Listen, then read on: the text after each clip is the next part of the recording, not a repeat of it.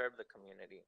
When you start having bad apples in your department, uh, you don't deserve the money you're asking for. I haven't checked your budget. Pretty sure it's in the 53 or 54% of the city budget. I'll take a look. But essentially, you have allocated money that's been drawn up for the fiscal year, and now you want to add another portion of money, 1.5 million from the general fund. I don't think that this department has earned the trust of the community, particularly with all these problems with the service that they provide. Um, Giving them this money is rewarding bad behavior. It's condoning the abuse of the community. It's perpetuating the systemic oppression that all the statistics show that we see from police officers. I would like to say that there's a better city example out there, but there really isn't. And on the top 5 of better services, I don't think Bell Gardens just cuts that. So I recommend the city to refrain from offering them this money. In fact, what you should do is offer more training and more services to the police so that we hear of less problems between officers and the community members. And I think you can definitely do that if you are interested in serving your community, not just from word of mouth, but from actual service. I know you guys feel like getting up there and voting on a few items is good enough, but it really isn't. Thank you. City Clerk, any additional comments? No, we do not have anyone virtually raising their hand. If there's no objection by the members, I will now close public participation. City Manager, will you please give your report? Yes, thank you, Mayor Sanchez. The first item that I'd just like to share with the council and also for any residents or stakeholders that might be watching, we have a project out right now for naming of the new BG mobile app. So what we're looking for is for Bell Gardens residents to submit ideas for the name of the app. So you tell us your name, you give us the suggested name for the app, why you think that's a good name or why it means something to you. And you submit it. You can use this QR code that we have up on the screen right now. So if there were somebody watching right now as a resident on a laptop or a desktop, they could click this QR code now, or if they could take a screen print of it, they could use the QR code afterwards. The naming portion of this project will be open until October 30th. I think we have about 20 submittals already. And then what we'll do on October 31st is we'll open the voting process. So let's say we have a total of 60 name submittals. We will open those up in random order for residents to be able to go on and vote for their top 3. So they will pick 3 out of, let's say we have 60 of them. That voting period will be open from October 31st through November 8th.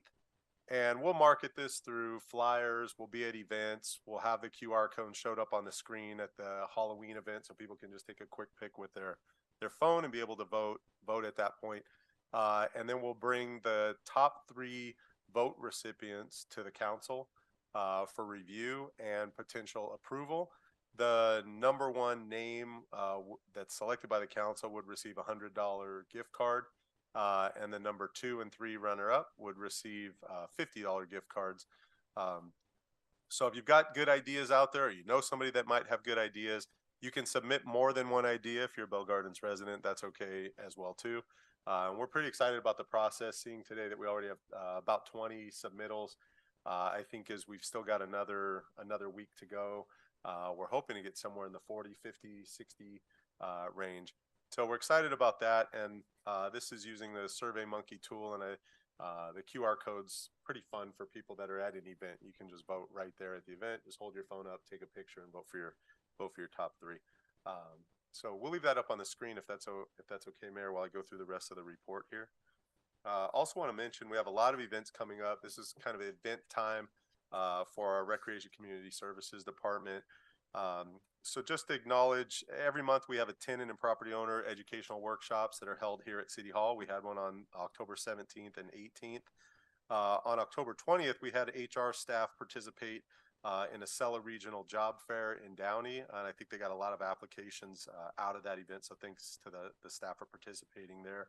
Also, just want to mention last Friday we hosted the Halloween movie night. It was the Addams Family. So thanks to residents, stakeholders, staff from the Recreation Community Services Department, Police Department, Public Works, and thanks to the council for offering this event. On Friday, October 27th, at 11 a.m., we'll have the resident art and yard sale that we have every Friday. Also this Friday, for any residents that are going to submit names and photos for the community altar for the Dia de los Muertos event, Friday is the deadline to do so. You can find all this on our calendar as well, but just want to bring some of these items to light. On October 28th, from 9 a.m. to noon, we have a residents benefits enrollment fair. This is at Veterans Park, and it's in partnership with the LA County Department of Public Social Services to help residents sign up or renew their signups for Medi-Cal, CalFresh, and other social services. And that one's at Veterans Park from 9 a.m. to 12. That's on October 28th. Of course, on October 31st, Halloween, we've got our Halloween and Dia de los Muertos celebration from 5 to 8 p.m. at Veterans Park. So costume contest, Dia de los Muertos, community altar, music, food, candy, games, all the Halloween fun that everybody expects. Saturday, November 4th, we've got our family fishing derby. It's early at 7 a.m. at Ford Park. Also that day, we have an immigration workshop at 10 a.m. at Veterans Park.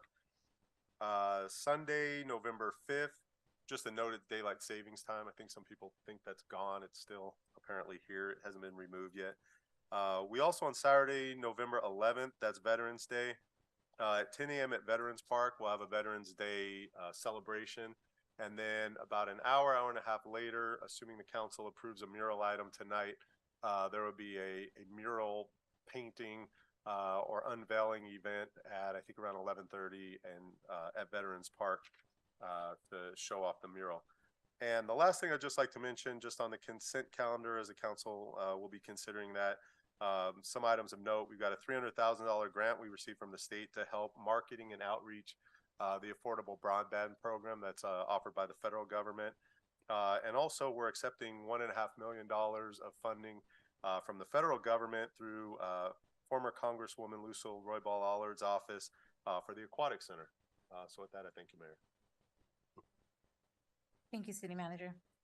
We will now move to the consent calendar. Does any member of the council, successor agency wish to pull an item for separate discussion? Hearing none, I will now call for a motion to approve items number 1 through 10 of the consent calendar. May I have a motion?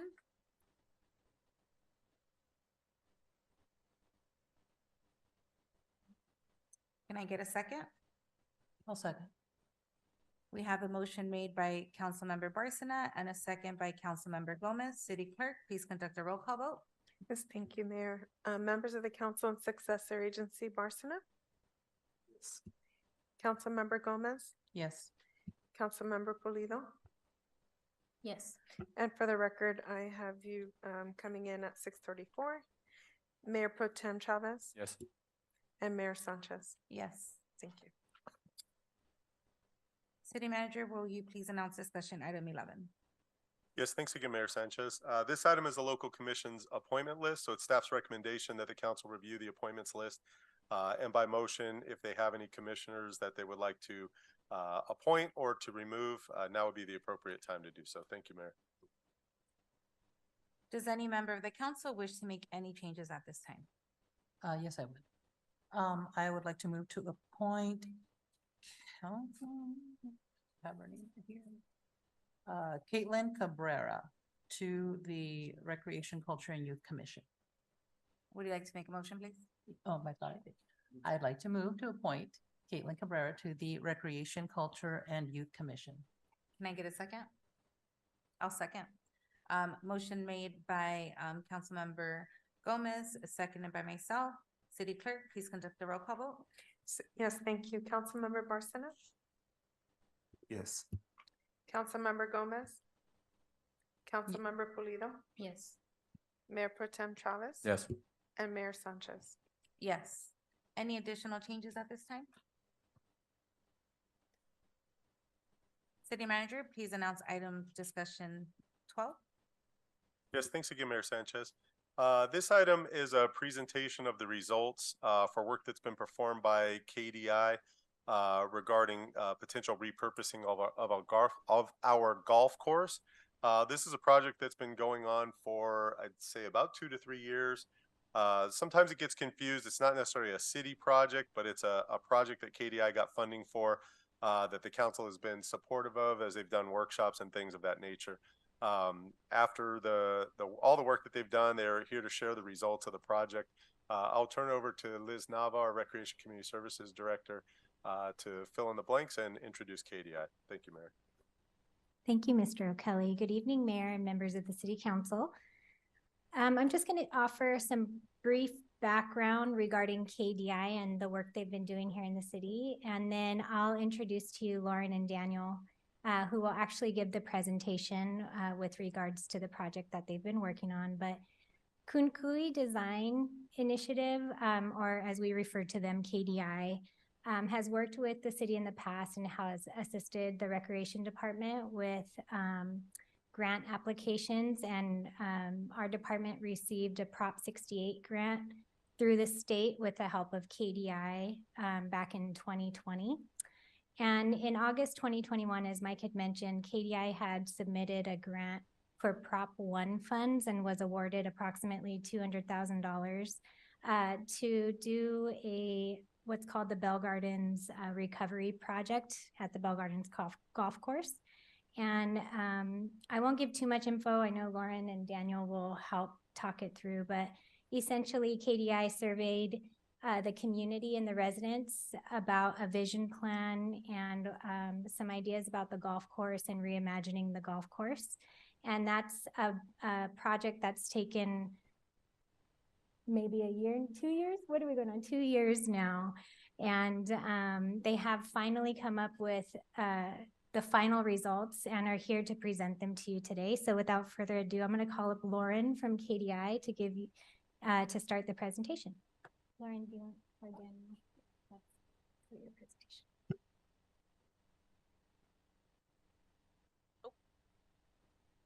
All right. Thank you, Liz. Good evening, council members. Thank you so much for the opportunity to speak to you this evening to talk about the work that we've been undergoing for this project. As Liz mentioned, my name is Lauren Alashi. I'm a senior design principal at KDI. And to just introduce us very briefly, KDI is a community development and design nonprofit. We're based in Los Angeles, and all of our work is really aimed to support communities in co-designing and participating in the creation of park spaces, advocating for equitable development and community services, and helping to build leadership capacity within communities. And so I'll hand it over to Daniel, my colleague, who's been the project manager on this project, to talk a little bit further of the details, and then I'll come back to talk about some next steps. Hello, thanks for having us. As Liz was saying, we are KDI. We're working with the City of Bell Gardens, which is the Parks Department, and we're funded by Prop 1. Mostly our users is the community members. So KDI, essentially what we do is we go to the community, we ask them questions, we do workshops, and basically try to figure out what it is that they want and what it is that they need in their community. And so this project breaks down into 4 different sections. The first one is community outreach. We went out and we asked the community, would you like a golf course or a public park? The majority of community members came back and said they would like a public park. For the past few months, we've been working on community design, which is just asking the community what would they like to see in the space. So it's essentially a series of workshops that I'll show you in a second. Finally, it's a vision plan that we're going to give to the city that's going to help us get future funding to possibly move on with this project with more design phases and construction. And then finally, we did some site activations to ask the community how they would like to use the golf course today, which I'll show you in a second what we did. For the past few months in the summertime, we did 5 design workshops, essentially asking the community to come together and design this park with us. Each workshop added on to the next one, and eventually we came up with 3 designs. We had roughly around 103 people come and give their input. You saw us in some of the events. We went to the Mexican Independence Day, and we showed the community some of these models that we made. From all of the feedback that we got, we came up with 3 different parks. The first one was called Los Jardines, which is more tailored to environmental education, which is something the community asked for and was very excited about. The second one was the golf park, which is keeping the golf course and adding more amenities. The third one was Parque del Sol, which was more of an event space, which is something, again, that the community was very interested in, is adding more spaces for events, for playgrounds, more like active use kind of stuff within nature. From that, the community was overwhelmingly interested in moving forward with Parque del Sol. Just to kind of point a few things in this park, there's an amphitheater, a large amphitheater for events similar to the events that you guys do in Bell Gardens. There's a community center, an event space, a nature center to come help teach about the natural environment that will exist now in this park. There's a large playground. There's spaces for picnics, there's a dog park, fitness area, and a huge amount of natural spaces for people to walk around in. 59% of people wanted Parque del Sol. Some things that the community really was interested in was adding shade. They were really wanting shade in the park. The gardens, the dog park, the play areas. Security was a big issue that they were concerned about. And our outdoor education was something that the community really was interested in pursuing. This isn't the final design. We're still trying to put all the input from the community into this design, and we're working on that right now. Earlier this month, we did this activity called Picnic at the Golf Course. We essentially invited community members to come out and walk the golf course, similar to like doing a walking trail.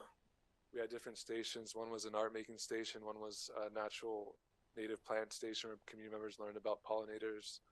And finally, we had a picnic and a raffle, and it was sort of an event to introduce the golf course to the community, but also to introduce different uses onto the golf course so people could see, oh, this is a space also for eating. This is a space for coming together and having events and enjoying life and stuff.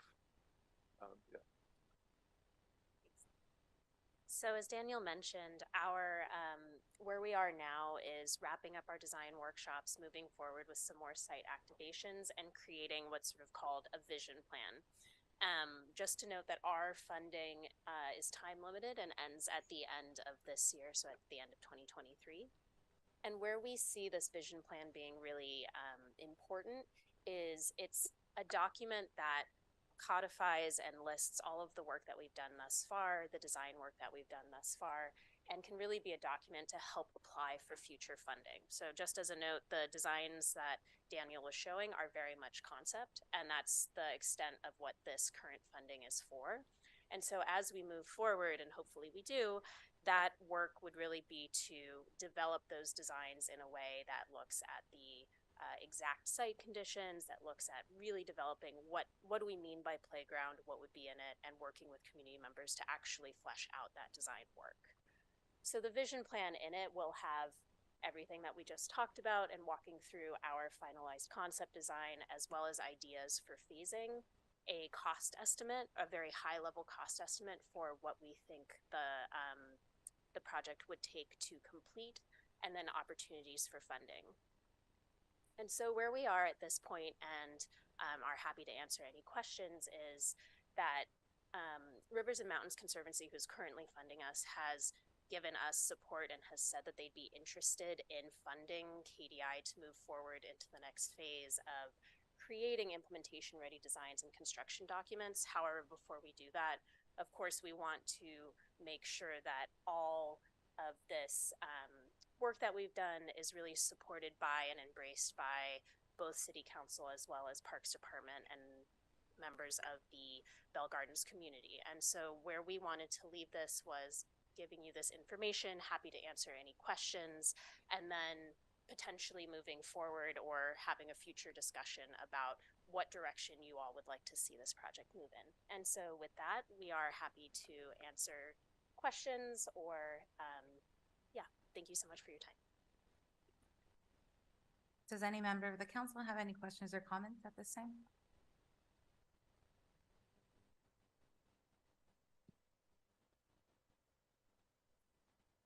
Hi, Lauren and Daniel. I just want to thank you for your presentation today and for the 2 years that you guys have dedicated to working on this outreach effort.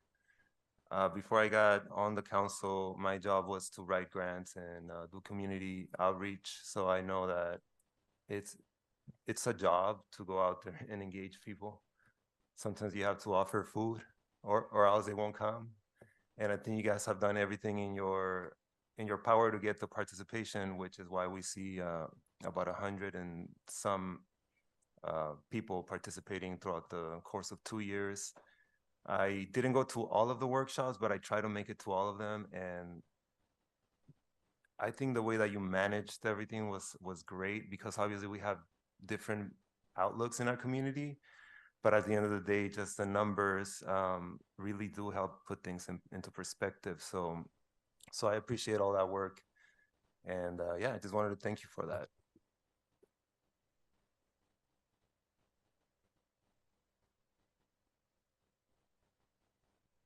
Thank you so much, Lauren and Daniel, for all the work that you do and that you've done in terms of engaging with the community, doing outreach. I really appreciate the different techniques that you guys have used to really try to get the input, right? There was a survey done. There was the design workshops, obviously.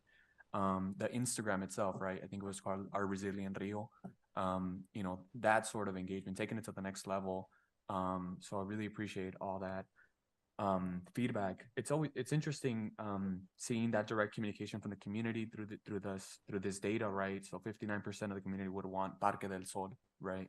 And I really like that in your survey you also included different key elements, right? So like there was the shade portion, right? I think in the past we've had community input on other things around the parks, but shade constantly is one of the big ones where, you know, it's okay that we put a bench, right? But what about the shade that goes on top, right? So, and we see that not just only in parks, but even in buses, right? People want to take a bus, but if there's no shelter, it kind of prevents them from even going out and taking a bus, right? So, really appreciate seeing that those are key elements, right? The shade, the dog park.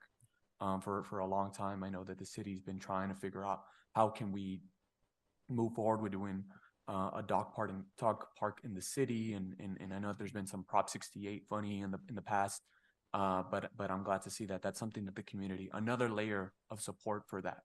I'm curious to know, and maybe perhaps right now at the moment we don't have the answers, but and it's separate, but in part I know that you guys have experience engaging with cities and the community, but one of the things that was brought up here was security, right? And I'm interested in seeing what other alternatives or how have other cities tackled the issue in regards to security, right? So acknowledging that within the golf course, we're right next to the riverbed. There's a lot of activity in the riverbed. Constantly, we have to send out our officers to the riverbed. And our community at times doesn't feel safe. I mean, for a variety of reasons, but ultimately we don't have jurisdiction of that. In terms of tackling the issue of security, how have other cities gone about that? Or yeah, you guys can talk a little bit about that, please. Thank you. Thank you for the both the input that everyone has given throughout this process and also for that question. We haven't done, I mean, you're exactly right that that's the feedback that we've been getting, that there is an opportunity to open that entire sort of southeastern, sorry, my directions, southeastern side of the golf course now to the riverbed to have more porosity between the bike path and the park. However, many folks were saying, you know, I'm not sure if that would feel safe to me. There are a lot of unhoused folks that are in the area, and I don't know how to, you know, really engage with that. And so the way we've been thinking about it, without going into deep detail into doing case studies across different cities, though I think that's actually a really great suggestion for once we get further, how to actually make that fence line feel safe to folks without totally cutting the park off from the bike path that has so many people moving back and forth on it. And so that's something that we'll look into should we be moving forward with the project, to understand both how to treat that edge condition, but also what are other techniques, like would people feel safe if there were security cameras? What are the upsides and the downsides of that, right? what are other ways of either doing community policing or having more of a police force presence? What would make people feel safe about that and what wouldn't, right? So I think it's a really great piece of feedback and something we'll look into further. I don't have like a great answer for you right now, but it was sort of the largest piece of concern that folks had in thinking about reimagining this space into the park. Thank you for that. Yeah, no, again, just curious to see what other if, you know, for the work that you guys have done in the past, I'm pretty sure safety and security in other cities or in other parks perhaps has been a revolving issue. Other than that, just want to make sure I have all the clarifying points. So it seems that you guys are funded through Prop 1, which is through the RMC, correct? And then y'all are set to continually get funded until the end of 2023. So beginning in January, I mean, depending on the decision we make tonight, it's going to depend on whether or not RMC continually decides to fund you and the projects that you have been working on. Yeah, that's all correct. What we will be doing by the end of 2023 is delivering that vision plan to Liz, her colleagues, and to you all. And that's the extent of this current tranche of funding. As I said, RMC is interested in potentially funding us further. There would be an application process, of course, that involves that, and it would need support from city parks.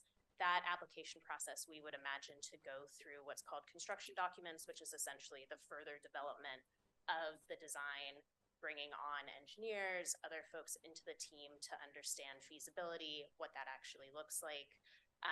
And that would, of course, take, I would think, between about a year to a year and a half to complete that entire process. So I don't want to speak out of turn and say that funding is absolutely guaranteed moving forward from RMC, but they have said that they are very interested in seeing this project through if the folks in Bell Gardens support it. Yeah, no, again, what I'm more so thinking about is if we decide to move forward and continually have the vision plan complete and then January comes here, is there still an opportunity of, you know, let's just say we do another round or we start getting community input and, hey, wait, let's put the brakes on this. You know, we just got more folks that want to take more part of the conversation. Can we still go back and change things up? Yeah, so both Daniel and I are trained as landscape architects, so this is sort of our bread and butter. And though that image looked very sort of set in stone, what it will change like 2, 3, 4 times in this process. And we're really committed as an organization to including community members all throughout this space, even if, you know, someone hears about it today and is interested in it and starts coming to our workshops in February. And so there's quite a lot of opportunity for that final piece to evolve. And what it does, these sets of documents essentially sets up the city to then implement, but it doesn't lead you to have to implement. Do you know what I mean? So it sort of gives you the tools when you feel like you can move forward with the project to be able to do that. But by all means, there's ability to change it based on both the physical context of the space as we get into it more, but also for input from you all, input from the Parks Department, the folks who do maintenance, anybody who's interested in the community. So there's quite a lot of wiggle room, or at least like ability to change as we move forward as well. Hopefully that answers what you were. Yes, that gives me clarification, because I know that there's some folks, or there's been community feedback about it, right? You know, the golf course and what's going to happen to it. And but if there's still opportunity along, it's an evolving document, yes, right? And it's going to continually change. And that gives me a lot more confidence, you know, moving forward. So I appreciate that. Thank you. And I just want to clarify some data points. You said over the course of 2 years, you've been able to get 103 participants overall through every session that you've had? So the workshops have had about 100 or so people participating. Prior to that, when we did our larger community-wide survey, that was closer to 600 folks that participated in that survey. So I guess you could say overall, if you imagine each one of those to be individual, then it's about 700 or so folks that have participated in this process. But particularly in the design workshops, it was about 100 folks over the last 3 months. Okay. because you use the number 59% of the community. So when you're saying 59% of the community, it's actually 59% of 103 participants total, not the 40,000 roughly that live within Bell Gardens, correct? Yes, that's correct. Okay. Thank you. Okay, thank you so much. Any further questions? I have a question. Mayor, I just wanted to ask for clarification. So I see here we have staff recommendation to receive and file, but I also noticed on your presentation, you're asking, I think you asked for support from the council or something like that. I just want to make sure that we're providing the support if that's what's being asked, rather than just receiving it in file. So what would be the most helpful thing that we can do as a council here? I mean, we appreciate all the work that's been done, and I know that there's still some work left before we can wrap it up. And I would imagine there's still also feedback from some of the council in regards to the project itself. So Yes, thank you, Councilman Barsana. I'll take that for you, Lauren. Sorry, I apologize for the confusion. We put it on the agenda as a receive and file, especially because some of this is brand new information for some of you. And so it's an opportunity just to understand the work that KDI has been doing and where they've arrived, almost at the conclusion of their grant funding and the project that they've worked on with the community, which is to develop this vision plan for the golf course. If council feels that they'd like to move forward with the vision plan, then we can bring this item back. If you don't feel comfortable tonight making that decision, the reason I put as a receive and file is that we can come back to the next council meeting after you've had some time to go over the information. If you have additional questions, we have an opportunity to get you that information. And then we can come back in November and get further direction from council. So there are a lot of opportunities and options at this point. We can move forward with selecting a vision plan. And like Lauren said, this is the very beginning phases of it. This is taking community input and putting it on a plan, basically. But there hasn't been any discussion with Public Works or actual going into the golf course to understand, now what does this take to actually make this vision plan work? But in order to get to that point, we'd have to go through another round of funding unless it comes out of the city's general fund, but we would go out and seek more funding. And so, or we take this, we hang on to it, council wants to keep the golf course, they have that option. So there's different options to consider. So we've made it a receive and file so that council would have the opportunity to digest a little bit of what, especially if you're seeing it for the first time, you know, and you want some time to digest. So you mentioned the general fund. I thought the purpose of this was to have a portfolio and an idea so that we can be competitive in seeking grant funding. right, correct. So we're talking about not city funding, right? Right, and Okay, that's what I so- meant. Is So to we clarify, digest it. this is just for going out to getting new funding specifically for this project. Yeah, so we can be, correct, that is so we can be competitive, so we don't have to use general fund. So none of this money would really be coming from the general fund or there's no fiscal impact as far as the city's concerned? Okay, thank you. No, not immediately, no. Mayor, if I may, I'd like to make a motion and propose that as long as seeing as RMC, the Rivers and Mountains Conservancy, is willing to continually support and they're looking for a green light on behalf of the council, we appreciate all the work and I feel comfortable moving forward and having a vision plan presented, and then once that's completed, we can go ahead and continually make the decision after that. I don't believe that makes sense.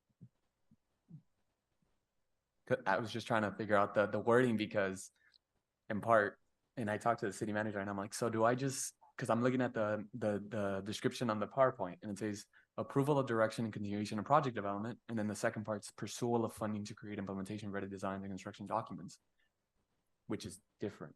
So I just want to make sure I'm on the same page. I think our city attorney is going to speak So- in just to make sure we're in the right order. You're giving direction instead of the receipt and file, you're giving direction to proceed with the portfolio, with the vision. That's correct. So if you have you want a motion, if you have a second? Yeah, I'll go ahead and second that. City Clerk, please conduct a roll call vote. Yes, thank you, Mayor. Councilmember Barsana? Yes. Councilmember Gomez, Yes. Councilmember Polino, Yes. Mayor Pro Tem Chavez, Yes. and Mayor Sanchez. No. City Manager, will you please announce discussion item 13? Yes, thank you, Mayor Sanchez. This next item is a pretty large item. Before Captain Camacho takes the lead and gives you a presentation here, our vehicles are an asset to the city. They're a tool that's utilized by employees on a daily basis. Over the last several years, we've upgraded the fleet in the Public Works Department. We're currently looking at the Community Development Department with some grant funding that they've received. I think in Public Works, we've replaced 17 vehicles in the last 3 to 4 years. We started looking at the police vehicle fleet and determined that we were getting to the point where letting it go much further was going to be potentially a liability and a detriment to the city. And it was time to make an investment that'll last into several years going forward when it comes to the fleet for the police department. At this time, I'll turn it over to Captain Camacho to go through the details of this item. Thank you, Mayor. Thank you, Mr. Kelly. Good evening, Madam Mayor and members of the City Council. When I put this PowerPoint together, I was trying to figure out how to do it because I really want to give you guys a good understanding of our current fleet at the Bell Gardens Police Department. So I'm going to begin with BGPD's primary vehicle was always the Ford Crown Victoria. But in 2011, Ford retired that vehicle.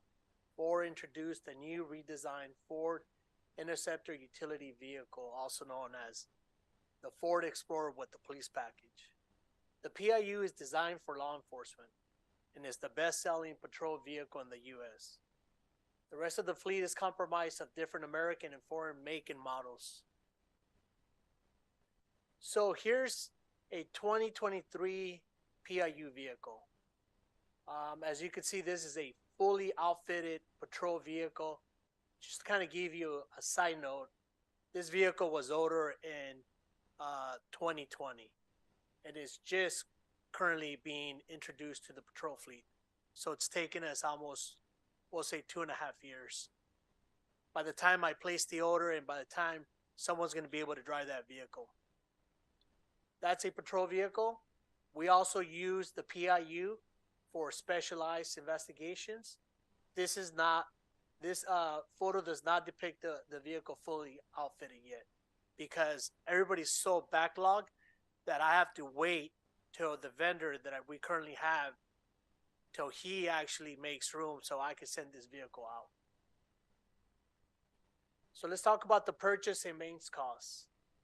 The current cost for a PIU is approximately $60,000. When I came to City Council a couple years ago, we were paying about $49,000, $50,000 for a vehicle. So we're talking about 2 to 3 years that the vehicle has gone up almost, we'll say $10,000. I don't have the pricing yet for the new vehicles that are going to be coming up here. There's only a window of opportunity, which is November. So the vendor can't give me the price yet because he thinks the vehicles are going to probably reach in the $62,000. So the PIU costs have increased gradually since 2016, most notably with the 2020 model. That was their redesigned vehicle. BGPD customizes their patrol vehicles to meet operational needs through a process called outfitting. So every vehicle that we buy, we outfit that vehicle to the operational needs of the Bell Gardens Police Department. With our current systems that we have, our softwares, the way the officers receive their calls for service, everything from the outside to the inside. The current cost to outfit a police vehicle is about $55,000 for now. Again, that could go up. In fiscal year 2022-23, BG paid about $175,000 on PIU maintenance and repairs. And the reason why that was so high is because our vehicles that we currently have in the fleet are about, again, anywhere from 10 years old, and they have about 180 to 100,000 miles. And I'll talk a little bit more about how that affects the cost. So this total doesn't reflect the cost of other vehicles in the fleet. I have other vehicles in the fleet that are also old, and the repairs keep going up. So I'll give you a couple of examples. So right now I have a 2014 Chevy Tahoe, and those are the ones that the sergeants drive because they're a little bit bigger because it requires additional equipment that the sergeants have to be equipped. And so here's the current Tahoe that we have. That's a 2014 with we'll say now over 100,000 miles. And then we have the 2016 right here with over 100,000 miles. As you can see, this is just a photo of all the different, we'll call them alerts that I get because the vehicles are going old and things are just not working properly. As you can see, the interior, I got to make the choice of either investing more money into fixing the seat or just running it the way it is, right? Because the vehicle already has 100,000 miles. Now, keep in mind that the miles don't represent the hours of operation. And this is very important because, like, for example, I drive a car that has 100,000 miles. Well, that's different than this vehicle with 100,000 miles because the car that I drive gets a break. When I get to work, I turn it off and it gets about 4 or 5 or maybe 8 hours, right? I should say more than 8 hours because I work more than 8 hours. So it takes a good break, right? The problem that we have with the police department is that we don't have enough vehicles. So those vehicles are currently running day in, day out, 365 days, 24 hours. So the vehicle doesn't get a break. So what happens? Eventually things go bad. So here's the way I get the vehicles. So I place the order. The vehicle comes in. This is a 2023 Ford base model. It comes straight from the factory, and it's just that simple. That's the inside of the vehicle. And then this is a complete outfitted PIU. As you can see, there's light bars, there's push bars, there's graphics, there's a bunch of different, what we call Code 3 equipment that is required by the state of California. This is the inside. Again, it's outfitted for bell gardens, the back seat to transport, and the inside, and then the safety features for gun racks. So this is what I currently have out in the fleet. As you can see, I have 17 patrol vehicles, 4 SIU vehicles, 5 GIU vehicles, and the CSOs are the community service oriented police vehicles. We have 6 admin vehicles, 6 UC vehicles, 1 Explorer van, for a total of 43. What we're trying to purchase is 24. And really what we're going to be doing is we're just going to be replacing the following here. For at the end, it's going to be a total of 54 vehicles. So this is kind of like my spreadsheet. And here I start off with highlighting that these are all the patrol vehicles that I have. I have 17, but the ones that are highlighted have over 80,000 miles. The Special Investigations Unit also has vehicles that are over 80,000, one with about 104 now. And the General Investigations Unit, they have vehicles that are 2008s with about 141,000 miles. And then here's some of the other vehicles that I'm going to highlight, and then the administration vehicles. And so let's talk a little bit about the procurement challenges. From 2010 to 2016, BGPD purchased about 1 or 2 PIUs during this years. However, no additional vehicles were purchased from 2017 to 2019. The COVID-19 pandemic caused a worldwide closure of many businesses and factories, the microchip shortage, and the current United Auto Workers strike. As a result of these external factors, BGPD will need to keep older vehicles because there are no vehicles available across the nation to purchase. So even if you gave me money today, I can't purchase any vehicles. For the last year, I've been talking to Ford, I've been talking to all the vendors, and there's no one that could send me a vehicle. Matter of fact, I'm not the only agency. There's many agencies across the nation that are in the same predicament that I am. So keeping older vehicles, as I explained, it's going to increase the maintenance cost because they're not reliable. So if they're not reliable, then it causes a safety concern for the officers. If they go on a pursuit, the technology goes out. I got to replace that technology as well because maybe the computer that I have in there doesn't really connect with our current updated software system. So what happens is it takes the vehicle out of the fleet.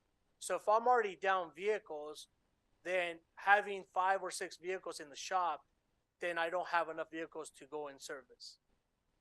So there's been occasions where we have either a DUI checkpoint or we have some type of event.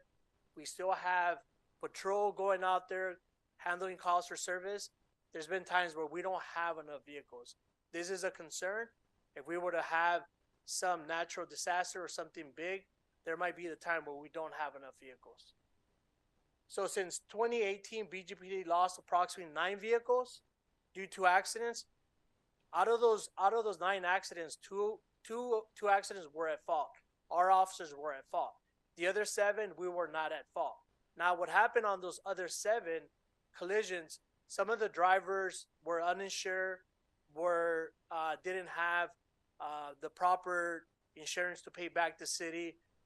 We just went nowhere. We never collected anything from them. So what am I recommending? What is staff recommending? Is authorize the purchase of 24 vehicles with Sourcewell, not to exceed 1.5 million. The outfitting cost will be requested in a future meeting, and then create a vehicle replacement through the annual budget. The outfitting of the vehicles, again, will be brought at a later time.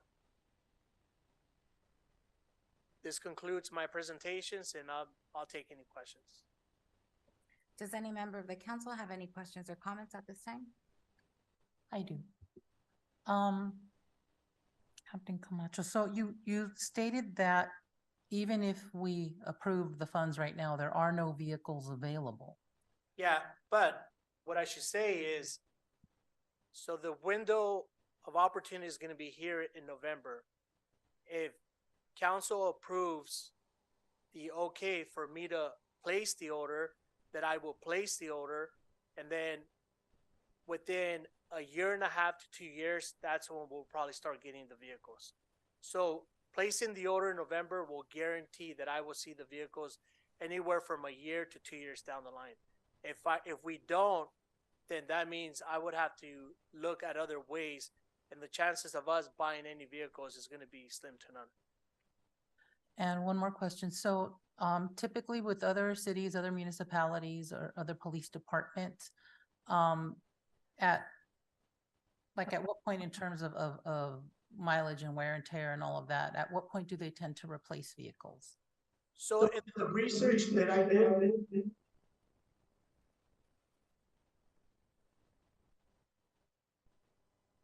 so in the research that I conducted around the local agencies here, you know what, repeat the question one more time? I'm sorry. So my question is like, how often do other departments replace their vehicles? Like how many miles or maintenance costs, or like, how do you figure how often you should replace those vehicles? So talking to some of the neighboring cities, they're saying anywhere from 75 to 80,000 is when they start replacing their vehicles. They definitely don't let them go past 90,000.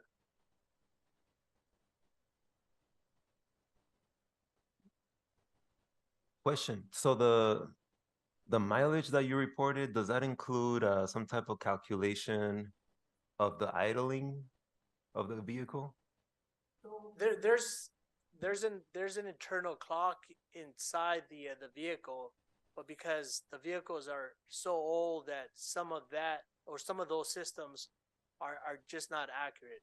I haven't been able to get some accurate numbers from the idling, because there's 2 ways to find out the mileage and the idling hours. So those are just the regular sort of mileage that you run the vehicle, you're not including any type of idling on there, right?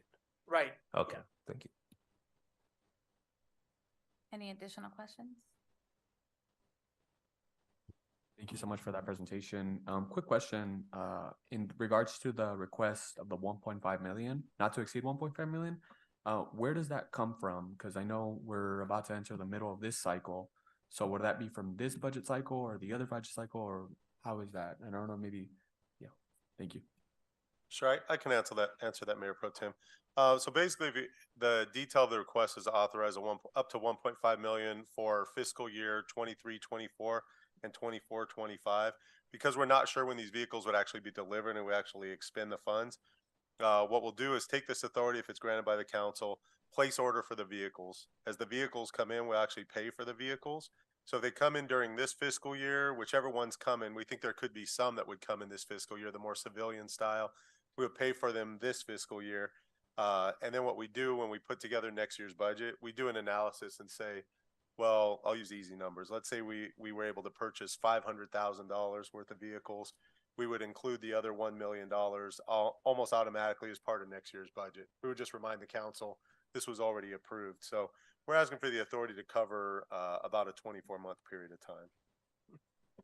One additional question, in regards to making sure that we lock in a rate from this time as compared to if it's from like a year from now. How is that also part of the agreement? So the purchase would, at the time we placed the order, I believe the cost is solidified at that time. Captain Camacho, did they change the cost ever? They have the ability to change the cost after we've placed the order for vehicles? No, the cost will stay fixed. So whatever I get in November, then that's going to be what we're going to pay either for the next 2 years, because it's going to be locked.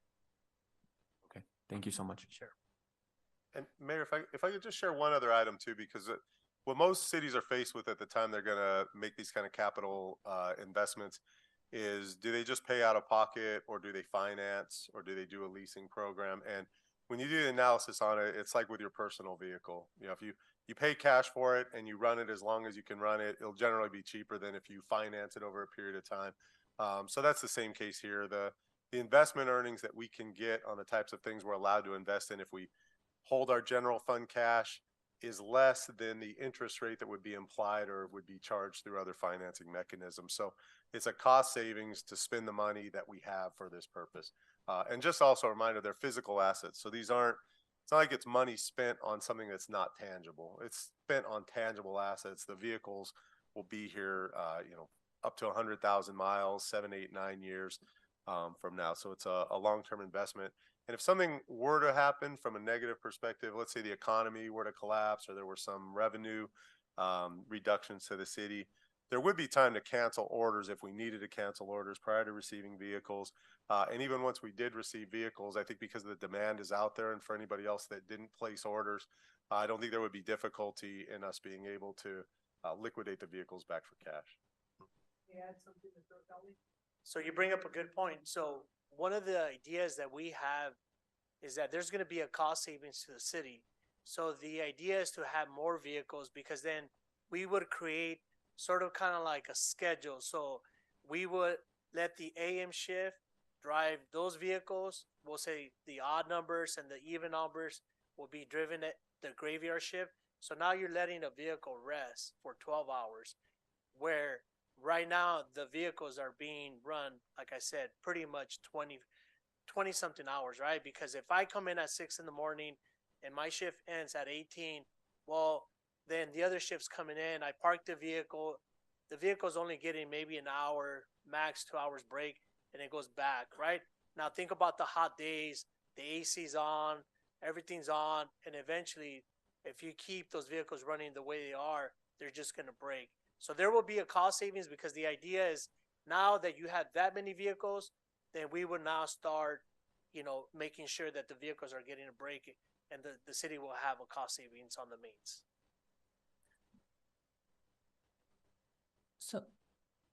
So just one more question. So then what you're saying then is that with having more vehicles available, there's less wear and tear on them, or rather, they won't wear out as fast. Okay. I just want to be informed about this. So you get the new vehicle next year when they already have them in stock, and you don't immediately sort of rotate out the old one. You continue to work with the fleet, expanded fleet. Is that the idea? Yes. Okay, and at which point do you start sort of phasing out the vehicles? Is it just based on performance, or how do you determine, okay, that vehicle is done, we're going to move it out?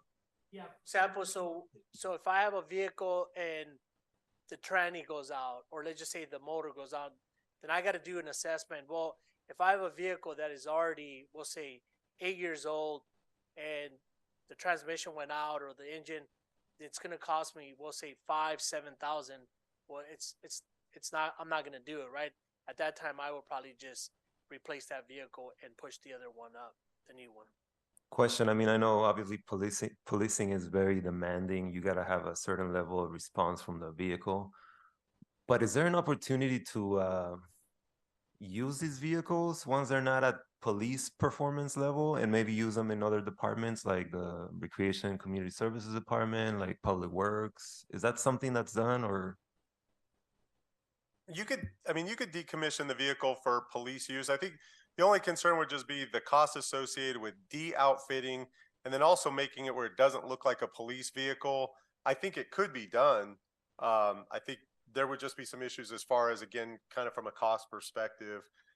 If it's a vehicle that's 8 or 9 years old and, you know, do you want to spend $1,000 to $4,000 on sort of repurposing? But the short answer is yes, council member. Saying that because I like Crown Victorias, so. Maybe 5 left, so I could give you one. Yeah.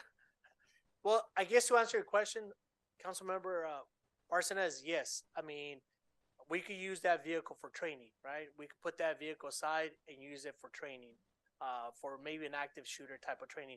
So that way we don't take a brand new vehicle or an okay vehicle to that training facility. That's the idea. Having more of those vehicles available to us will allow us to do more things, really make the training more realistic. Right now, I'll be honest, when people, when my staff comes to me and says, hey, I want to take a vehicle for training, I think about it not only twice, but I think about it really hard because I can't afford to lose any more vehicles right now. As a matter of fact, I have 5 right now in the shop. Mayor, if there's one last thing I can ask, just to address a question that came up, one of the items that Captain Camacho brought up that would be included in this year's budget process is for us to create a vehicle replacement process. So general kind of best financial practice for municipality, I think also probably for businesses and maybe in your personal life, is to understand that you're going to have to replace vehicles every 5, 6, 7, 8 years. And so instead of coming to council every 9 years and asking for $1.5 million included in your budget, and this would not just be for the police department, this would also be for Public Works, Recreation, Community Services, Community Development. What we do is just develop a plan based on the fleet that we have, look at the depreciation schedule for the vehicles we have, and then every year make a recommendation for the council to consider as part of the annual budget to set aside funds into a vehicle replacement fund. That way, when it comes time to replace vehicles, there's already been money that's saved. And I'll use an easy example of it. Let's just say the city only had one vehicle. Just pretend that, easy numbers. It was a $50,000 vehicle, and we estimated that we were going to get 10 years of useful life out of it. Let's say it was a Public Works vehicle, and so it wasn't going to be same level of use as the police department. So we'd say approximately after 10 years, we're going to need another $50,000 to buy a vehicle. So ideally what we would do is set aside 1/10 of the cost of that vehicle every year into a fund. The council could reappropriate that money to other needs if there was an economic calamity or something like that. But you'd set aside the fund so that by the time that vehicle 10 years was up and the Public Works director comes and says, this vehicle's costing too much, the transmission's out, there's $50,000. You could assume some cost of living increases in there as well, but there'd be $60,000 available to purchase a vehicle. That way the financial hit to the budget every year would just be one, in that case, in that example, 1/10 of the cost of the vehicle every year. So this would be a more thought out process that's pretty common among other government agencies. So it'd be to create a vehicle replacement fund and a vehicle replacement process. We'd bring that as part of the budget this coming March, April timeframe. And I have just one more question. So what happens to the vehicles that are then phased out? So we do sell them back, and we have a vendor that they auction the vehicle. Whatever we get from that vehicle, then we give it back to the general fund. So if not approved tonight and we miss the window opportunity in November and we potentially wait until next November, that would add another 2 years of wait time for new vehicles unless we buy them individually throughout the year? Yes, I think it would be, it would definitely put us in a situation where I don't know where I would go because I've been talking to different vendors. And so having that opportunity in November would just allow us to place the order. And they're looking at, the vendor already told me, look, for the PIUs, you're not getting those vehicles almost a year and a half, 2 years, but I would say more 2 years. So because everybody is in such need that we would definitely would be left behind. So there's still wait time after placing the order in November. What do you mean? There's still a wait. So you're gonna place the order in November, let's say, but there's still gonna be a wait time for you to get the vehicles. Is what I'm Oh, saying. yes, yes. So we would place the order in November, and like Mr. O'Kelly said, I probably will see the basic general investigations vehicles coming in about a year, but the actual PIU will probably be a year and a half to possibly 2 years. It's just because of the backlog of what they're going through right now in the auto industry. Any additional questions or comments? One final question, should have asked this earlier. I do want to make a point. I like Councilmember Barcena's idea of decommissioning the vehicle and having other departments. I think it's a great sense of, I know that all of our departments are always in need of other vehicles and whatnot. So, seeing that an opportunity, I like that idea. Secondly, I wanted to ask, and I should have asked this earlier, does every officer on the force have their own vehicle? No, we don't have enough. Yeah. Thank you. Any other questions or comments? I make a motion to approve staff's recommendation. Can I get a second? I'll second. We have a motion made by myself and a second by Councilmember Gomez. City Clerk, please conduct a roll call vote. Yes, thank you, Mayor. Councilmember Barcena, Yes. Councilmember Gomez, Yes. Councilmember Pulido, Yes. Mayor Pro Tem Chavez. Yes. And Mayor Sanchez. Yes. City Manager, will you please announce discussion item 14? Yes, thanks again, Mayor Sanchez. So this next item is, it's titled City Water System Update and Recommended Next Steps. This is an issue among top priorities of the city. It deals with the city's water system, the reportable levels of PFAS contamination in that water. This is an item we've been working on for at least 3 years, 4 years, and we'll probably continue working on for the next 4 years. But as things become more apparent, more specific action presents itself, and then also potential other action also presents itself that may take exploratory looks. And with that, I will turn it over to Bernie Iniguez, our Public Works Director. Thank you, Mr. O'Kelly. Good evening, Honorable Mayor, members of the council. So before Doug Benach, our city engineer, gives a PowerPoint, just a little bit more background. In December 2022, the city submitted a request for a grant amendment to the State Water Resources Control Board for an additional $1.2 million. And this was to fund the city's PFAS water quality study, the design of the PFAS ion exchange treatment system, and also for an updated Proposition 218 water rate study. In April 24, 2023, the City Council was presented with various alternatives for dealing with the PFAS issue under the assumption that we would be awarded these additional grant funds from the State Board. We have some updates on that effort. And with that, I'll have City Engineer Doug Benach provide the water system update and next steps. And afterwards, we will be available for questions. Go ahead, Doug. Good evening, Madam Mayor and council members. As Bernie directed, we're here for tonight for the PFAS update. But here's a little background. The city's water system approximately serves one-third of the northern one-third of the city, with about 1,650 customers. The water system has 2 groundwater wells, well number 1, which is the primary, and well number 3F, and they're both not in use at the time from that standpoint. And this map shows where our water system boundaries are, along with the MWD connection where we're currently drawing water from at the intersection of Randolph and Garfield. A little more history. Back in 2020, the State Water Resources Control Board issued a order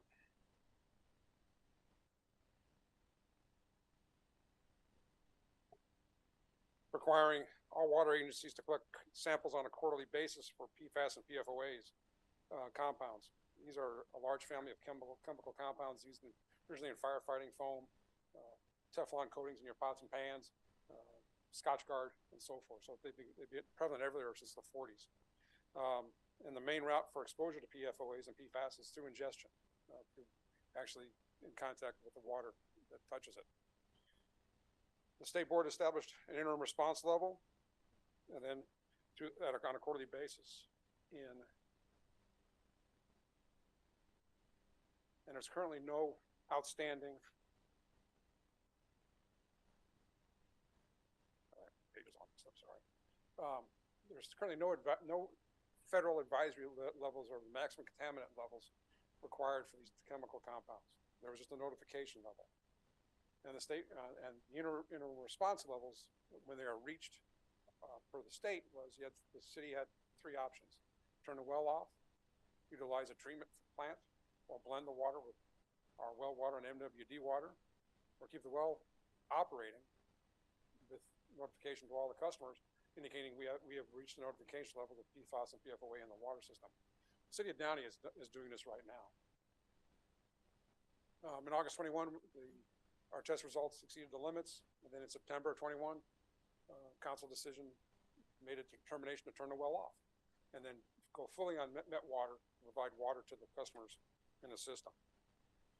The problem with met water increases the annual cost of $1.5 million versus a third of that versus well water. That's where our current well is in that structure. The blue pipe coming on the outside is the discharge pipe when we first turn it on. So based on what we're seeing so far, what the federal government is doing, we expect, we heard in March of 2023 this year, the federal government is finally coming around to establish maximum contamination levels for PFAS and PFOAs, along with about 4 other compounds in this family. So with a new, and what is happening is that those maximum contaminant levels will be less than the notification levels, what we're seeing. I think our notifications were at 30. What is going to be allowed in the water by the federal regulations will be like 15 or 10. So we'll have to take more out of it in order to allow it to work to the public. But as right now, we do not know when EPA is going to set those limits. They gave us an anticipation date of about December of 2023. As Bernie mentioned, in December 22, we submitted an amendment for the design and construction costs for the PFAS. Can I ask for a point of clarification on the last slide? So I think just for myself and I think for the council to understand, we know right now we're just slightly over notification levels. So what you're saying is even, the council could have chosen and could still choose to give direction to keep providing the water. We just have to notify people. But if the new regulations could potentially come in and say the standards are below those notification levels. And even if you're, sorry, I'm distracted here.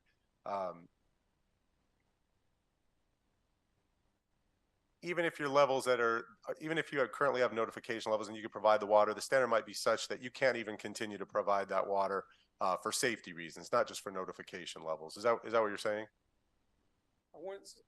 Yes, but I wouldn't say it's safety. It's just what the maximum contaminant levels would be. That's how they determine it. Sure, without determining whether it's safe or not, but it could be a level that's below notification. So correct. If the council would have decided or decided currently to just provide at the notification levels, if the new regulations come in that are lower than that, we wouldn't have an option potentially. We'd have to we'd have to switch to what we're doing currently. That probably would be the game plan that we're headed for.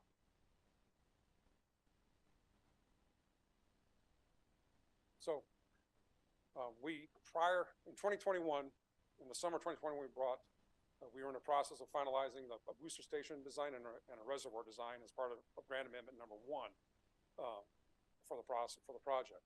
Then PFAS hit. Well, actually, we got the rate study done per the grant amendment number 1, and then PFAS hit. Then it was determined to turn the well off. During that time frame, we did a complete investigation of the well, what the contaminants in the well.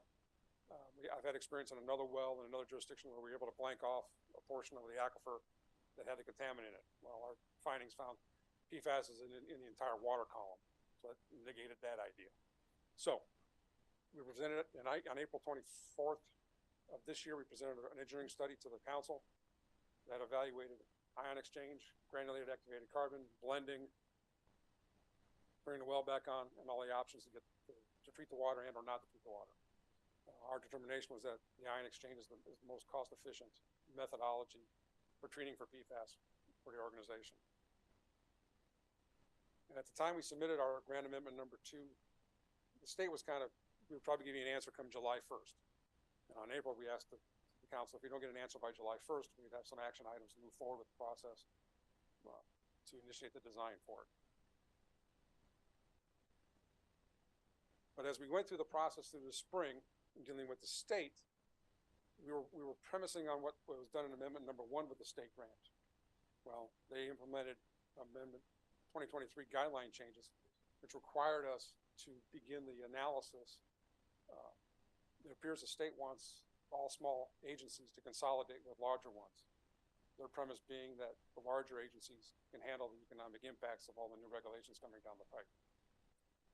But what that analysis requires us for the state would be we'd have to evaluate 7 water systems within a 1.5 miles of the Bell Gardens system to see if they got wells sufficient to provide water, pipelines to provide water, and enough capacity to handle our system also. That analysis is going to cost about $100,000 because it's a full economic analysis and along with an engineering design analysis for it. The bad thing about it, the state has a complete subjective analysis of that study to say, hey, if we don't like your answers, you have to go out 2.5 miles versus 1.5 miles, which just extends time to this, which would then push the starting date of any PFAS design 2.5 years out if we went with the grant amendment money.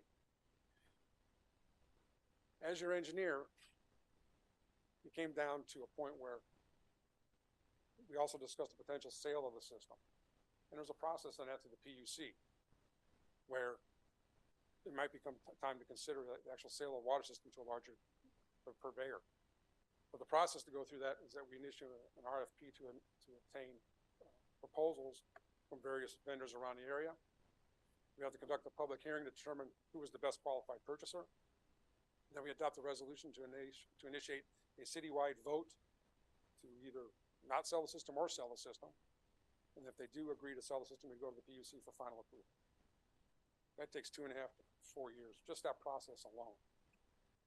Both Bernie has experienced that in Bellflower, and my assistant in my office, Jose Molina, has experience in that also. So the timeline is pretty substantiated. So we started thinking about this. We looked at due to the high cost of imported water from MWD, we looked at an engineering recommendation. The economic impacts of the system. What is the shortest time frame to get well number 1 turned back on? And they also include selling of the system. So it was a 3-pronged attack. But we do know that if we were to turn a well on, we can still maintain the current rate structure. That goes through 2025, the summer 2025. We initiate the issuance of an RFP for the sale of the system and address any PFAS requirements that come up once the feds initiate a maximum contamination level. So with that in mind, we look at a cost-benefit analysis and a time-money criteria. Because the more we spend on met water, the more debt we're incurring as part of the system, because met water is more expensive than well water. We know that if we were just notify the residents that we have PFAS in the system, we could turn the well on within less than a year. That reduces the amount of met water we're buying by a year, by 2.5 to 3 years. We will maintain that current water rate study, as I mentioned. And those are the biggest impacts that would, from an economic standpoint, that's an engineering recommendation. But we also know that per council directions, because the notifications levels were reached, council determined to turn the well off. So the direction then turned into that we need to treat the water for PFAS in order before we give it back to the residents. from that standpoint. So our design then, our recommendations from an engineering standpoint is that we should initiate the PFAS design process as part of a recommended action. And then also initiate a new Prop 218 process to readjust the rates to cover the design costs, the construction costs of the PFAS, and the O&M costs, along with a plan to repay the MWD water costs over the course of time. This process will then turn the well on back in between 2.5 to 3 years. And also go through all the state permitting processes as part of this process. So when we presented the options back on April 24th, we sort of had word prior to that date that the state would maybe give us an approval of the amendment number 2, but that did not occur. So now we're looking to how do we pay off the incurred debt in the next 14 years or so. And just for clarification, our map here shows on the left of the skate park where our well building is. We would expand it out to the skate park to put the new reservoir and a booster station there in the lower frontage of it. And the PFAS treatment would be on the other side of the skate park. Just because it's open area. Primarily, keep the skate park in place, but we have open area on the other side for the PFAS treatment and associated piping back and forth. And that's what a typical treatment, the pressure vessels for the ion exchange material go inside one of those vessels. And there'll be about 8 of them. 2 rows of 4 is our preliminary design.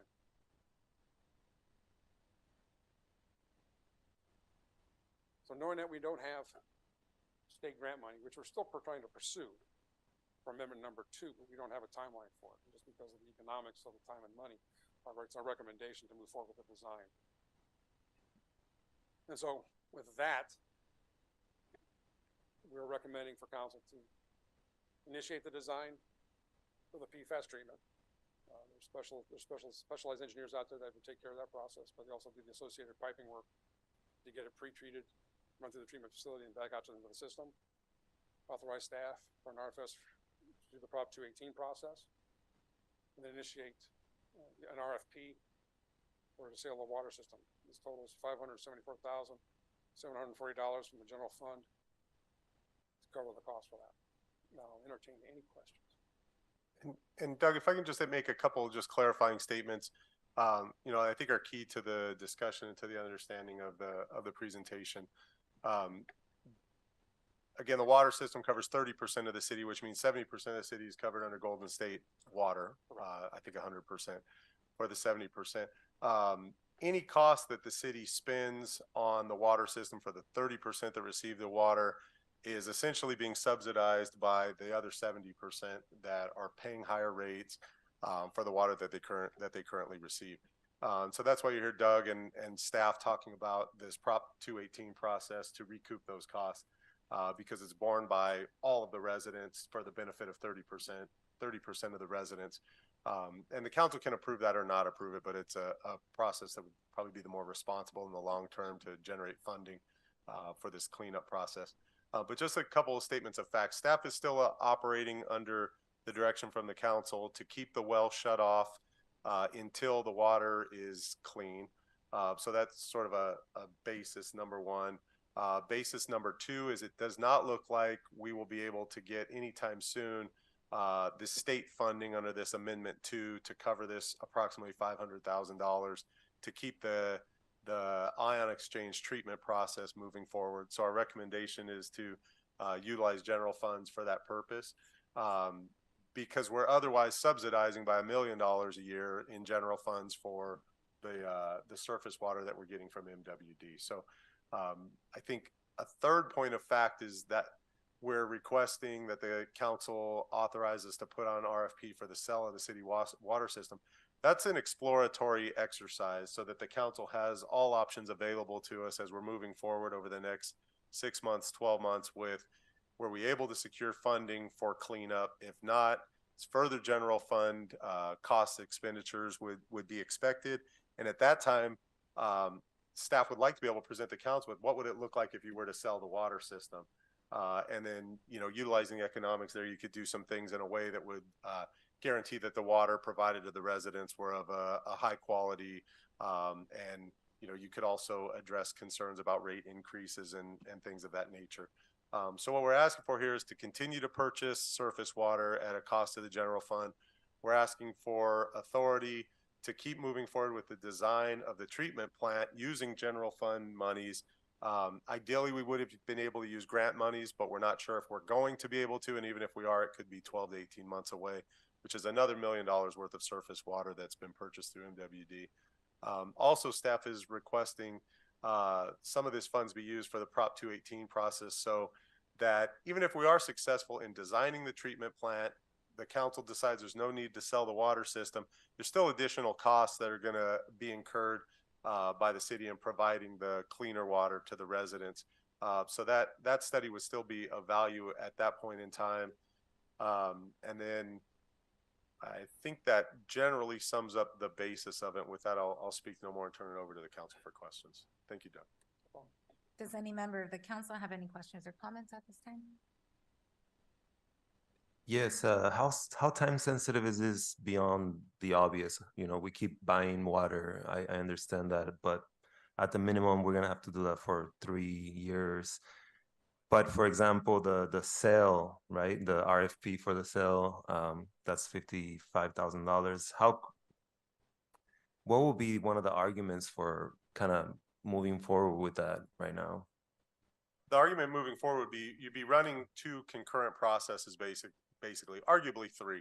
You always have the option of potentially turning the water back on, but if you wait to see how the funding and the design of the treatment plant goes, and then you decide this is just not cost effective, there's not any economies of scale because of the size of our water system, at that point we'd already be 6 to 12, maybe 18 months behind in looking at a potential sell process.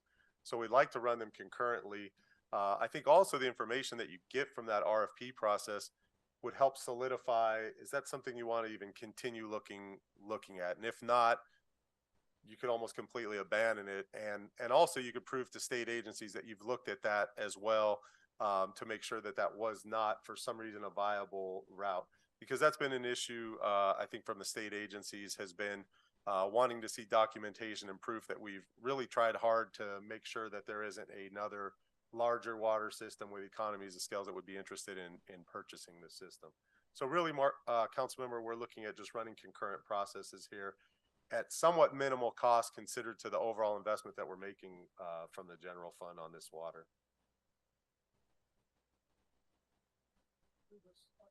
We were talking about this at the staff level. It's kind of like we basically have a used car that's got issues. And if we move forward with the PFAS, we're either repainting it, changing the engine out in order to make it even more profitable to sell in the future. That's really what it boils down to. As your engineer, I'm having trouble.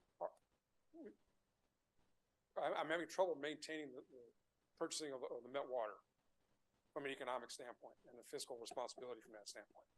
That's really what it boils down to. Nothing more, nothing less. And the city needs to make a decision one way or the other. I'll do whatever you desire as your engineer, but as your engineer, I need to present to you the facts that we see and the economic impacts that we see from that standpoint for the betterment of the organization. And that's all. And to the point about the request for proposals, that was one of the state requirements that we look to see who may be interested out there in acquiring our smaller water system, because the state policy is for the smaller systems to sell to the larger systems that have more resources. So that was actually one of the requirements from state water board staff that we looked into that. Thank you so much for that presentation. 2 things. First one is, I know we talked about other cities that have potentially taken alternatives or different options. I think both of you have experience when it comes to seeing what other cities have done. Can you elaborate or maybe just, explain how that process was and, what were some of the common, maybe barriers that we constantly have to face as cities when it comes to addressing,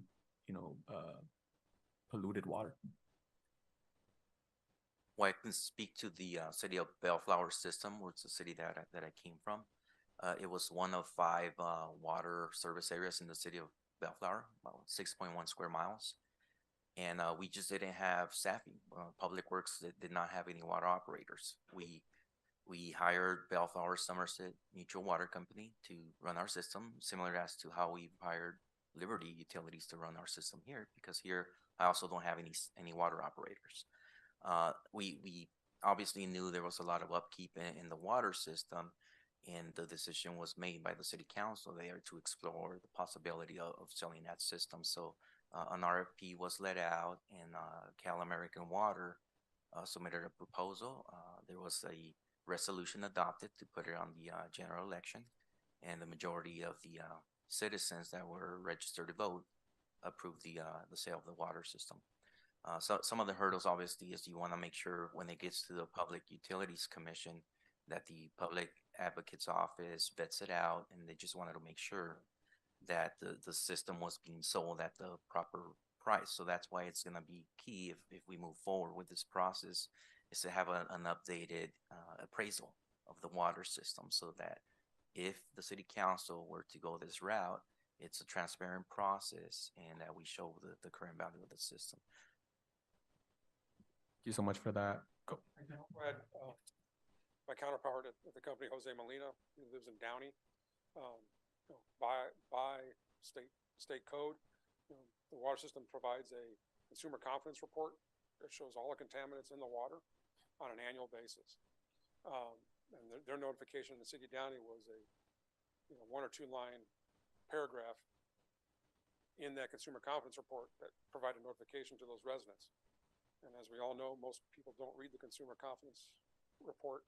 We have it posted in general locations around the city. I know there's one on the public works store for anybody to see, but that's how they got by the notification requirement. So there are options. Is it a true, it is a notification. How publicly served it is, that's to be determined. But that's what Downey did. Thank you for that. My second question is, what are some of the setbacks when it comes to exploring the other option of perhaps maybe putting it out for bid and seeing what other purveyors might be interested in? What are some of the setbacks when it comes to that? I'm not aware of any it's just a process, more or less. If the appraisals are right and the numbers work out for a purveyor, they'll make an offer. Water, if you've learned anything in our history, water is king. You own the water rights, you're king of the land, in most cases. So that premise is still out there in the water world from that point. So there is a marketplace for the system, ultimately. And I agree. I mean, I don't see any setbacks per se. In my experience, obviously, one of the concerns for the ratepayers is when it goes to a private, what are the safeguards on these rate adjustments? Well, private companies have to go to the PUC. You can't just increase the rates. You have to back it up and justify. And that alleviated some of the community's concerns. Yeah, the reason I asked that was because, back when we had that, the meeting, I think it was a year ago, one of the common things about, when we approved the rate schedule, right?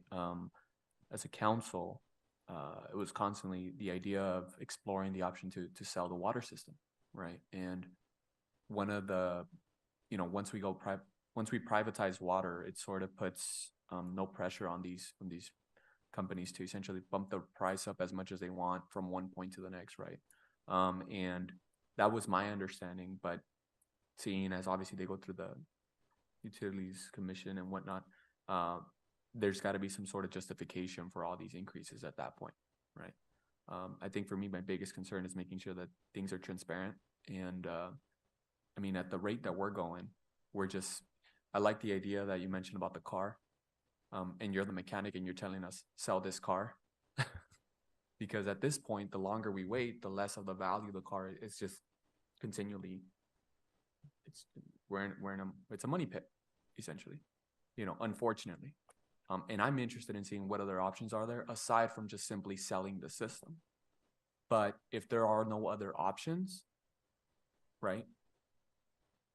Even something as looking at from the fact that our city, it's 1/3 of it is being subsidized, or 1/3 of it is being subsidized, 70% is subsidizing the other 30%, correct? Right. So seeing it from that perspective as well, right? So, yeah, thank you. standpoint of options, these are probably the three best preferred options from the standpoint. The sales system gets the political body out of rate adjustments from the standpoint when the system is sold and the residents deal with the PUC. 70% of the residents now deal with the PUC through Golden State. Our city system, it's you as the voting body sets the rates. If it does get sold, then that's under theirs. The subsidy of the water rates is not, it should not have occurred. It's an issue from the past that we're trying to deal with. And that debt needs to be factored into the sale of the system also, and also factored in to repay the general fund, ultimately, so. Question, just for clarification, if we do decide to go with staff recommendation here, does that mean that in the future we are going to put this up for a vote to our residents? Is that the idea, or is that just an option? Well, so this would just get the ball rolling. If the council saw the results of the request we're proposing, it made no financial sense or no sense for the residents, it would just stop at that point in time. If the council wanted to move forward with it, there'd be a regulatory process that would kick in that would include a ballot measure that would have to be voted on by the voters. So even if the council wanted to do this, it would ultimately be decided upon by the voters. Thank you. Just wanted some clarification there. And do we have a rough number of how many years we've been in the deficit due to this water well? I was trying to look at statistics, and I only went back 4 years. For the last 4 years, we have been in a deficit. Right now, it's annually it's about $930,000 deficit, and it keeps accumulating. And if I could add something in regards to the deficit, from what I recall, one of the biggest reasons why there's such a deficit in the water fund was because council members or city councils from the 90s chose to just continually not take initiative in raising the water rates. So finally, when it came to us, and I think it was like 2 years ago, I think, the option was there present, and it's like we had to pick up the issues from way back when in the 90s. And I mean, it's a difficult conversation to have, because at the same time you want to do what's in the best interest of the present time, but back from the 90s and stuff, it's just a complicated one. Well, obviously, I think it's an issue we can't ignore, and it's water, and water is gold for some people. And so the fact that we do have our own water well and we're able to already look into different programs to try to change the levels of the PFAS and things of that nature. And so presented with all these recommendations, I'm going to go ahead and make a motion to approve the staff recommendations so that you guys continue working together to see what's the best solution at this time. May I get a second? Just for clarification, that means the entire staff recommendation. Okay, I'll second that. City Clerk, can you please conduct a roll call vote? We had a motion by myself and a second by Councilmember Barcena. Yes, thank you. Councilmember Barcena? Yes. Councilmember Gomez? Yes. Councilmember Pulido? Yes. Mayor Pro Tem Chavez? Yes. And Mayor Sanchez? Yes. City Manager, will you please announce discussion item 15? Yes, thanks again, Mayor Sanchez. This item is a part two to the mural artwork that staff is looking for council's approval for the final design. It's for the Veterans Park Administration hallway. There were some changes that were made from the last version that you saw. And as I mentioned earlier, as part of City Manager's report, if the council were to approve the mural as it is, there would be an unveiling event on Veterans Day after the Veterans ceremony. I will turn it over to Liz Nava, our Recreation Community Services Director. Thank you, Mayor. Thank you, Mr. O'Kelly. Good evening again, Mayor and members of the City Council. I have a very brief presentation for you, just as a follow-up from the meeting in September. With regards to the mural artwork and design. And just as a brief background, LEA received a $600,000 grant from Elevate Youth Initiative. And part of that grant was for a mural to be painted entitled Painting Restorative Justice, Mind Over Matter. And Bell Gardens was selected by LEA for this mural. And so the mural will be painted inside the Veterans Park hallway. Last month, council was presented with two design options. The one that is before you is the design that council selected with a few minor changes. We took those changes back to the artist, and the artist developed a final concept plan. Oh, excuse me. With some brief changes. And this is basically the final draft of the mural that you'll see in the hallway at Veterans Park on November 11th. And as Mike had mentioned, there will be a mural reveal taking place at Veterans Park on November 11th following the Veterans Day ceremony, so it'll be at 11 a.m. We'll make sure to put that on council's calendars so you all have that available to you. Part of the ceremony will be a art exhibit and a resource fair that LEA will be putting on. And we also have in the audience with us today is Angel from LEA, so he's here and available to answer any specific questions that you might have. But essentially, let me go back just to the final draft. Council asked that we return to show you the final draft of the mural, and so we just recommend that council receive and file this report and view the final draft of the mural and join LEA at the mural reveal on November 11th at 11 a.m. And that concludes my report, and I'm available for any questions. Does any member of the council have any questions or comments? Yes, I'd like to, first of all, I want to thank Angel because he sat here throughout the entire meeting. Thank you, Angel. And, you know, this is the first project that Bell Gardens residents that are doing art, otherwise known as BG Arts. This is the first sort of collaboration that we do with like an organization. And I've been trying to support in the whole communication process because we want to make sure that if this mural is coming to our community, that our community itself is heard and that they get a chance to really express themselves through the mural. So we've had a couple of meetings about the design, and I do want to make some clarifications just so that you guys know what we've discussed in the meeting.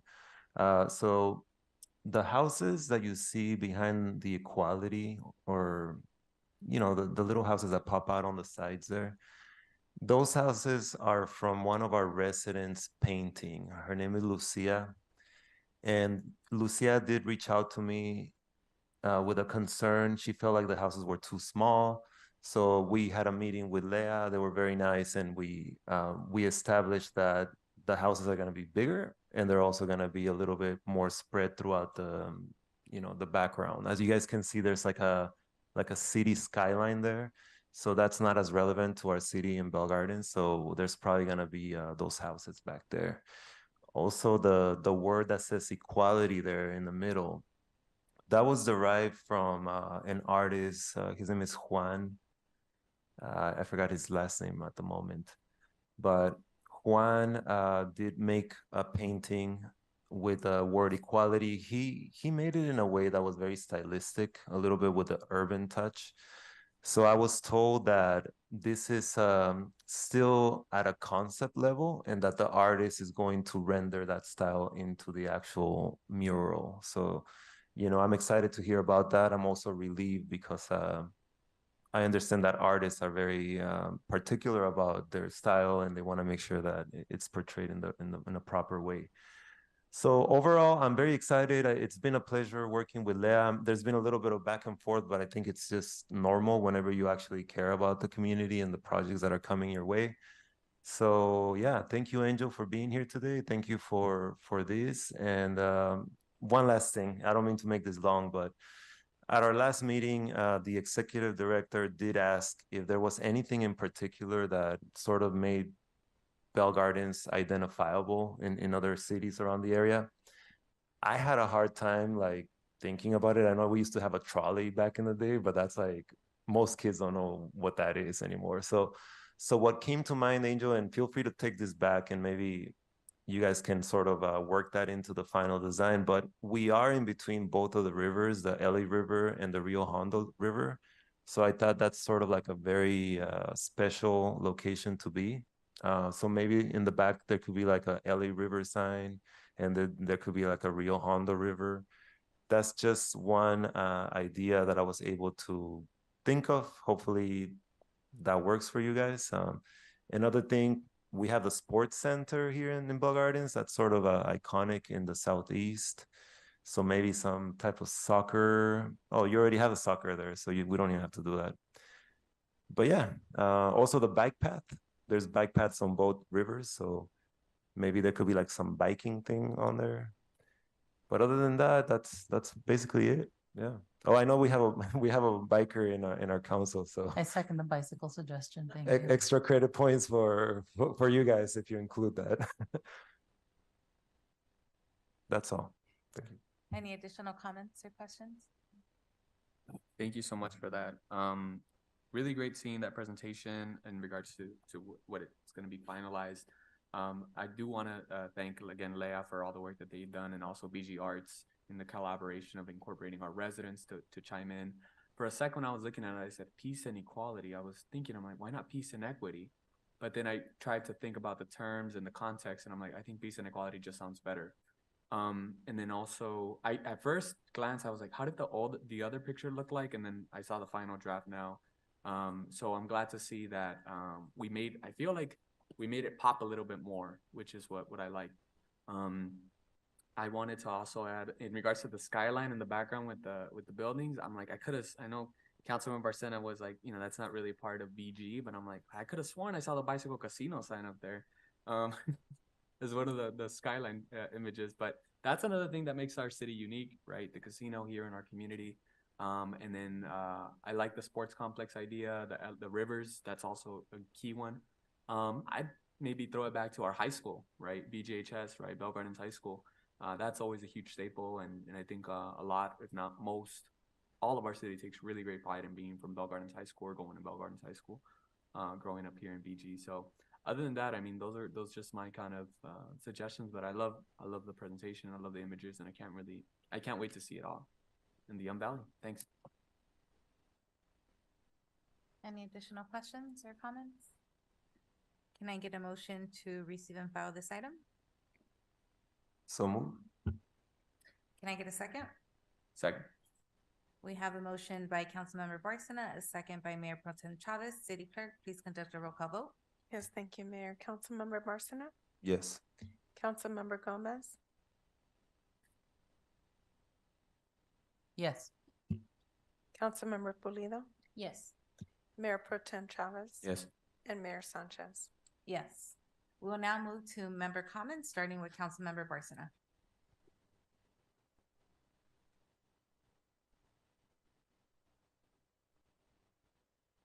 Yeah, I just want to kind of use this opportunity and ask the mayor if we can please adjourn our meeting as a sign of respect for the thousands of children that have died in Gaza. There's been about at least 5,000 people killed in that conflict that's going over there, and out of those 5,000 are 2,000 children. So if I may request that, please. Thank you.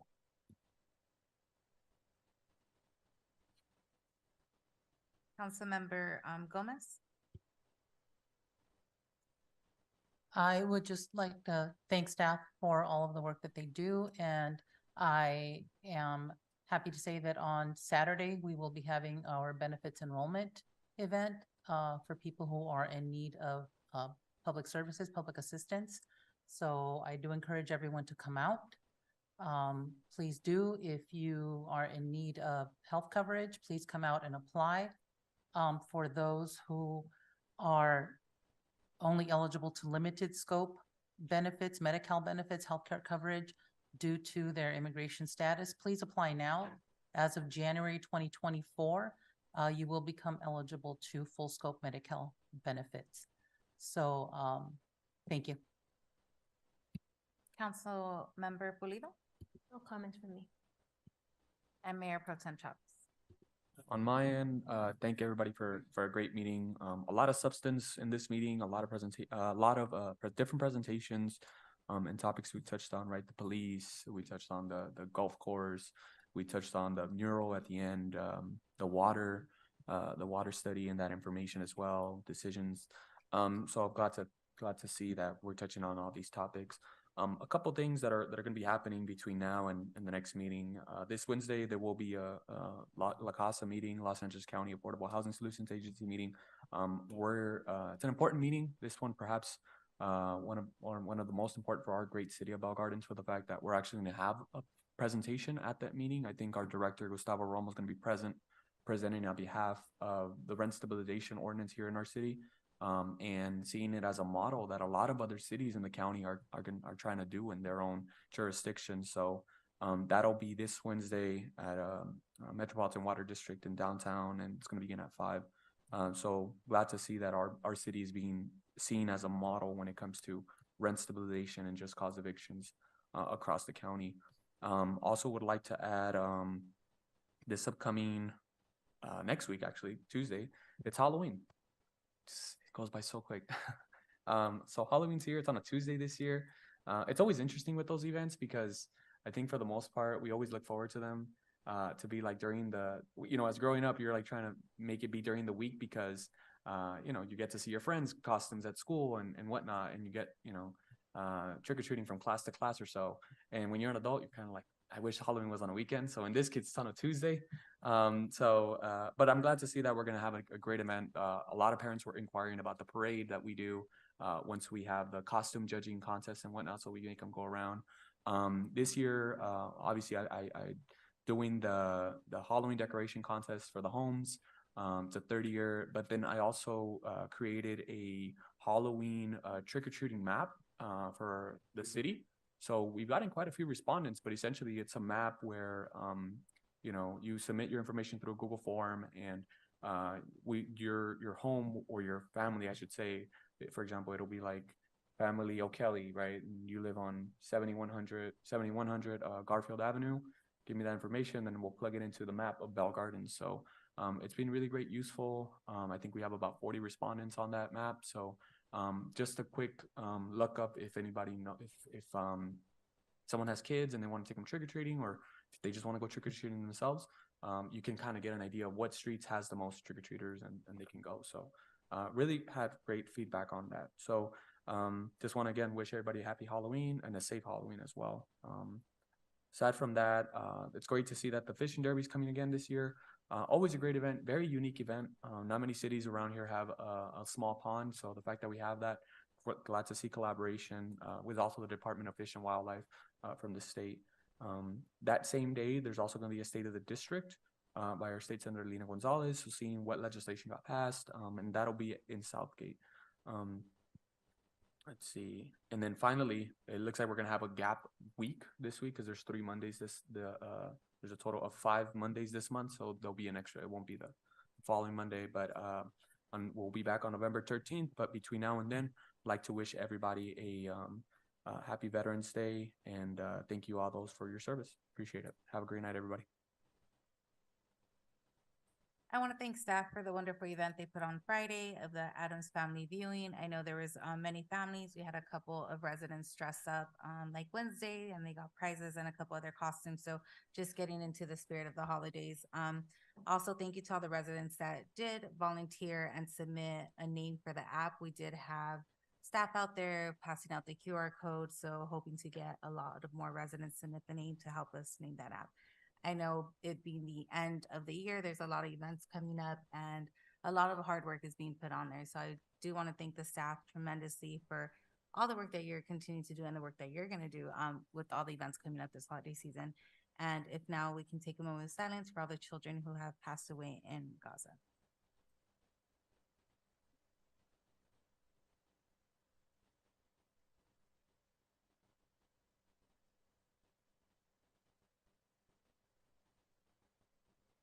If there's no objection by the members, I will now adjourn the City Council Successor Joint Agency Meeting at 8:19 PM. Thank you. Have a good night.